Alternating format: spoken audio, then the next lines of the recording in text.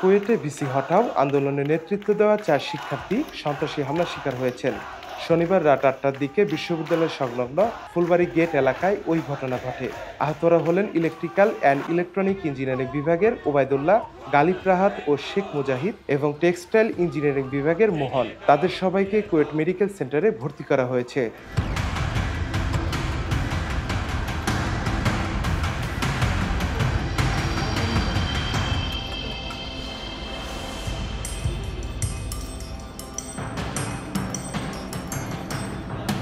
প্রত্যক্ষদর্শীরা জানান, রাতে খাবারের জন্য ফুলবাড়ি গেটে গিয়েছিলেন 4 শিক্ষার্থী।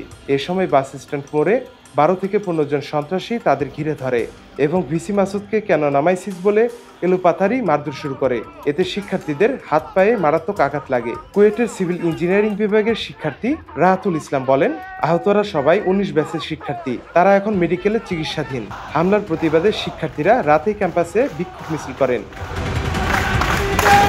নাফিউল ইকসন, দৃষ্টি 24।